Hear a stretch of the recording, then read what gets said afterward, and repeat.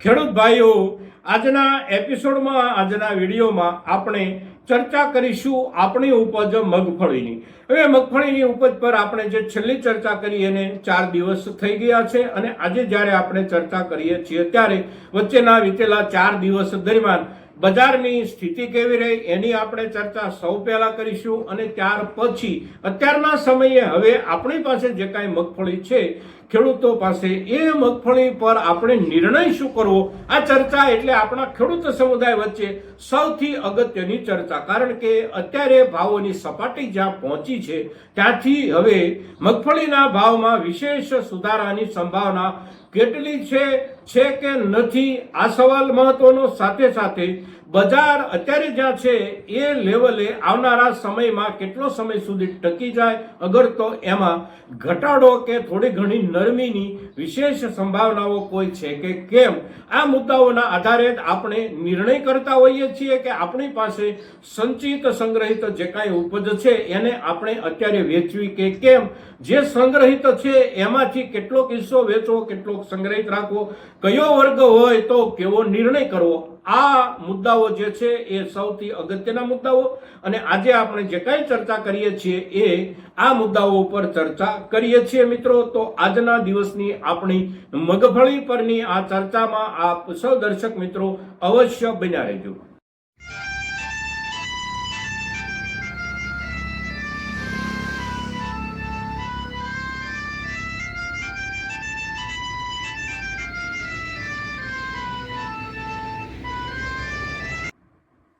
નમસ્કાર ખેડૂત મિત્રો, જય કિસાન, જય ભારત. ખેડૂત ભાઈઓ, આપણે મગફળી પર નિર્ણય કરવાની ચર્ચા જે કાંઈ કરવી છે એ ચર્ચા આપણે આગળ કરીએ ત્યાર પહેલા અત્યારે વર્તમાનમાં જે બજાર ભાવની સ્થિતિ અને જે સપાટી જે લેવલ છે એના ઉપર એક નજર નાખીએ તો આજે જ્યારે આ એપિસોડ આપ સૌની સામે પ્રસ્તુત થઈ રહ્યો છે ત્યારે આજે તારીખ છે 18 જાન્યુઆરી 2026 અને વાર છે રવિવાર. રવિવારનો દિવસ છે અને સવારે 8 વાગ્યાના સમયે આ એપિસોડ આપની સામે પ્રસ્તુત થઈ રહ્યો છે ત્યારે સ્વાભાવિક રીતે આજના બજાર ભાવની સ્થિતિ આપણા કોઈની પાસે ન હોય, પણ ગઈકાલે સાંજ સુધીમાં આપણી મગફળીના બજાર ભાવની સપાટી કેવી રહી અને બજારમાં પ્રવાહો કેવા રહ્યા એના પર એક નજર નાખીએ તો ગઈકાલે શનિવારનો દિવસ હતો. શનિવાર અને 17 જાન્યુઆરી 2026ના દિવસે આપણી મગફળીની ઉપજ માર્કેટિંગ યાર્ડમાં જે વેચાય એમાં ભાવોની સારામાં સારી સપાટી આપણે જોઈએ તો લગભગ 1375 રૂપિયા કે મહત્તમ 1400 રૂપિયામાં બેસ્ટ ક્વોલિટીની મગફળી આપણી વેચાઈ શકી હોય. સામે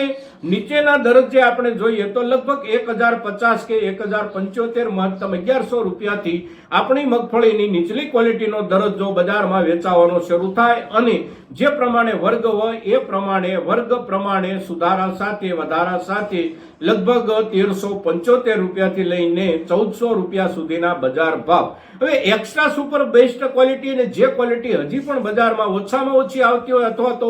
નહિવત આવતી હોય, આ ક્વોલિટી જે છે એ ખેડૂતો પોતાની રીતે જે કાંઈ વેપાર કરતા હોય એના ભાવ એનાથી હજી પણ સારા અને ઠીક પ્રમાણમાં સારા ખેડૂતોને મળી રહ્યા છે. પણ આ જે ભાવનું લેવલ છે એ લેવલને આપણે પાછળના અઠવાડિયાની જે કાંઈ સપાટી હતી એની સાથે સામાન્ય રૂપમાં સરખાવવાનો પ્રયાસ કરીએ તો અવશ્ય 10-15 રૂપિયા કે 20 રૂપિયા ભાવોમાં નરમી આવી છે છેલ્લા 4 થી 5 દિવસ દરમિયાન. અને એ જે નરમી આવી છે એ નરમી એટલે સ્વાભાવિક રૂપમાં ઘણા લાંબા સમય સુધી બજાર આગળ વધ્યું હોય અને એક ઠીક સપાટી સુધી પહોંચી ગયું હોય ત્યારે આવું અવશ્ય બનતું હોય છે અને એ એક સ્વાભાવિક બાબત છે. બજારમાં વધારે બહુ મોટો કડાકો બોલી જાય એવી શક્યતાઓ અત્યારે નજીકના દિવસોમાં નથી, પણ સામે ભાવમાં વિશેષ વધારો થવાની શક્યતાઓ અને સંભાવનાઓ કેટલી, તો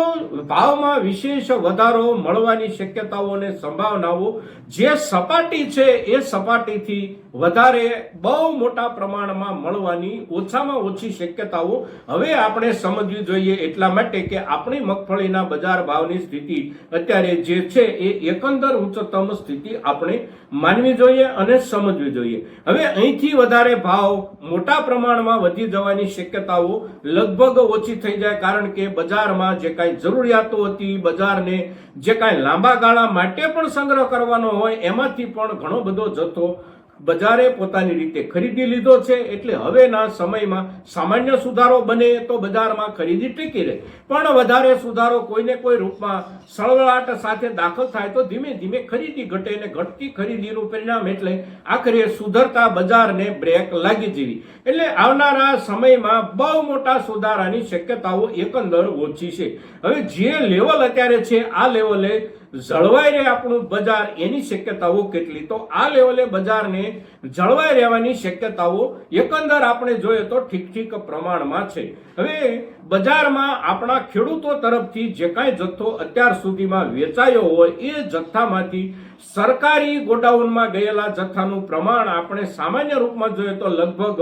15.5 લાખ કે 16 લાખ કે એનાથી પણ વધારે ટન જેટલો જથ્થો અંતિમ રૂપમાં સરકારની ખરીદી જ્યારે પૂરી થાય ત્યારે અવશ્ય પહોંચી જાય. 16.5 લાખ કે 17 લાખ ટન સુધી પણ પહોંચી જાય આપણા ગુજરાતમાં. એટલે સરકારી ગોડાઉનમાં આપણો મોટા ભાગનો જથ્થો જતો રહ્યો છે. સામે સંગ્રહ કરનારા જે કોઈ વેપારીઓ હોય આ વેપારીઓ પાસે પણ પૂરતા પ્રમાણમાં જથ્થો પહોંચ્યો છે. તદ ઉપરાંત પ્રક્રિયા કરી અને જુદું જુદું જે કાંઈ પ્રોડક્શન એમાંથી તૈયાર થતું હોય ને એમાં મુખ્ય પ્રોડક્શન એટલે જે તેલ તૈયાર થતું હોય એ તૈયાર થયેલું તેલ અને તૈયાર થયેલા તેલના વાર્ષિક વેપારમાંથી પણ કેટલોક વેપાર અત્યાર સુધીમાં થઈ ગયો છે. અને મોટા ભાગે આપણે જોઈએ તો આપણા સ્મોલ સ્કેલ ઓઇલ ઇન્ડસ્ટ્રી જે કાંઈ આપણી એટલે કે નાના આપણા ઘણા યુનિટો જે કોઈ છે એમની ગ્રાહકનું જે વર્તુળ છે અને એમનો જે વેપાર હોય સિઝન દરમિયાનનો એમાંથી મોટા ભાગનો વેપાર એ લોકો કરી ચૂક્યા છે. પણ હજી એમની સામે 2 મહિના 3 મહિના જેટલો સમય અવશ્ય બચ્યો છે આ સિઝનની પ્રક્રિયા અને પ્રક્રિયા પછીના વેચાણનો. એટલે એમની કામગીરી શરૂ રહેશે. સાથે સાથે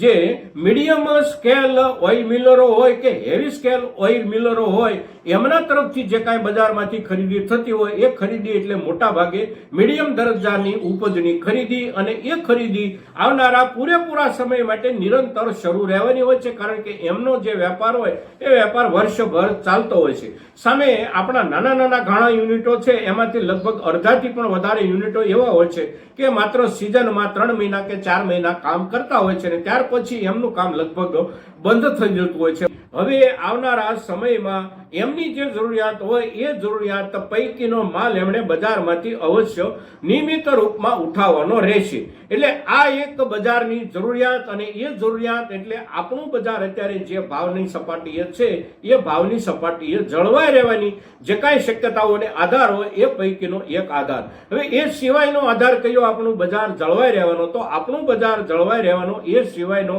આધાર એટલે સૌથી અગત્યનો આધાર, અને એ આધાર આપણા તરફથી બજારમાં જતી મગફળીના જથ્થામાં આવી ગયેલો નોંધપાત્ર કાપ. અત્યારે આપણે જોઈએ તો લગભગ છેલ્લા 4-5 દિવસથી એકંદર આપણા આખા ગુજરાતમાં આપણા તરફથી જે મગફળી જઈ રહી છે એ મગફળીનો જથ્થો એટલે 65-66 હજાર બોરીથી માંડી અને 71-72 કે વધીને 75,000 બોરી જેટલો જથ્થો રોજનો આપણા ગુજરાતમાં જઈ રહ્યો છે. સામે આપણા પડોશી રાજ્યો જે કોઈ છે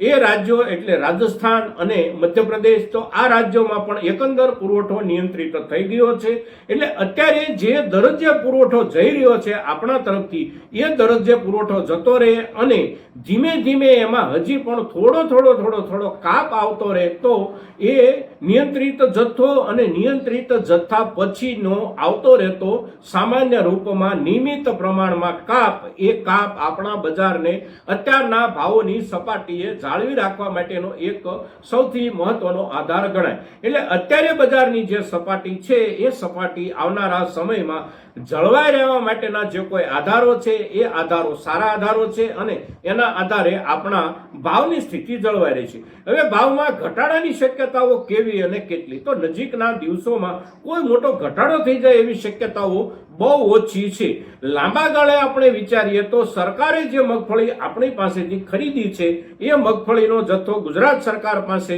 લગભગ 16.5 કે 17 લાખ ટન જેટલો થઈ જાય છેલ્લે સુધીમાં, તો એ જથ્થાને સરકાર આવનારા કેટલાક સમય પછી બજારમાં ઉતારવાનો જ્યારે નિર્ણય કરે ત્યારે એની અસર બજારને એક દબાણના રૂપમાં અવશ્ય જોવા મળી શકે છે. પણ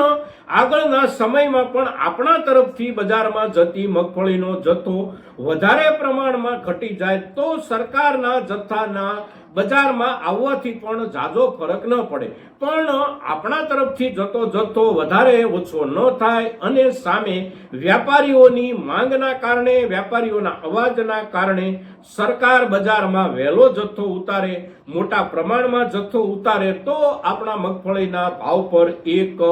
નરમીની અસર બની શકે છે. પણ નરમીની અસર બને એ પ્રમાણે સરકારનો જથ્થો બજારમાં આવવાનો શરૂ થાય એને ઓછામાં ઓછો 1 થી 1.5 મહિનો આપણે અવશ્ય માનવો જોઈએ. ત્યાર પછીના સમયમાં જ આપણે અપેક્ષા રાખી શકીએ કે સરકાર તરફથી મગફળી બજારમાં ઉતરે. એટલે નજીકના સમયગાળામાં ભાવમાં ઘટાડાની શક્યતાઓ બહુ ઓછી, બજાર સામાન્ય રૂપમાં અત્યારે જ્યાં છે એ દરજ્જે જળવાઈ રહેવાની શક્યતાઓ સૌથી વધારે અને પૂરતા પ્રમાણમાં સપાટી ભાવની બની ગયા પછી હવે મોટા પાયે વધારો થઈ જવાની શક્યતાઓ પણ બજારમાં બહુ ઓછી. એટલે આ મુદ્દાઓ જે કાંઈ છે એ મુદ્દાઓને ધ્યાનમાં રાખી અને આપણે આપણી પાસેના મગફળીના જથ્થા પર નિર્ણય કરીએ. હવે આપણી પાસે સચવાયેલો મગફળીનો જથ્થો જે કાંઈ હોય એ જથ્થા પૈકી જે કોઈ ખેડૂતો પાસે best quality, extra super best ક્વોલિટીનો જથ્થો સંગ્રહાયેલો છે આ ખેડૂતો માટે એકંદર આપણે જોઈએ તો ચિંતાનું વિશેષ કોઈ કારણ નથી. ટૂંકા ગાળા માટે પણ નહીં અને લાંબા ગાળા માટે પણ નહીં, કારણ કે એ જે ક્વોલિટી છે એ ક્વોલિટીની માંગ અવશ્ય બની રહે. સાથે સાથે એ ક્વોલિટીમાંથી અત્યારના સમયમાં અને આવનારો લગભગ આખો 1 મહિનો આપણે જોઈએ તો હજી ઉનાળુ વાવેતર માટે આપણે જે બિયારણની જરૂર પડતી હોય એ આપણી બિયારણની જરૂરિયાતના કારણે પણ આપણે આ જથ્થાની ખરીદી ખેડૂત તરીકે પણ કરતા હોઈએ છીએ અને તેથી બિયારણના હિસાબથી આ જથ્થાનો વેપાર હજી 1-2 મહિનો અવશ્ય આવતો રહેશે અને એ દિશામાં જતી મગફળી એટલે કે બિયારણ તરફ જતી મગફળી એ ક્વોલિટીની મગફળીના વર્ગના ભાવને સારી રીતે જાળવી રાખશે આવનારા લગભગ 1-2 મહિના સુધી. એટલે આ ક્વોલિટી કે આ વર્ગ જે કોઈ ખેડૂતો પાસે છે એમને માટે ચિંતાનું કોઈ કારણ નથી. પણ મીડિયમ વર્ગ એટલે કે મધ્યમ વર્ગ અને એનાથી નીચેના દરજ્જાની ક્વોલિટી આપણી પાસે જે કાંઈ મગફળી હોય કોઈ ખેડૂત પાસે, તો આ ખેડૂતોએ અવશ્ય અત્યારના સમયે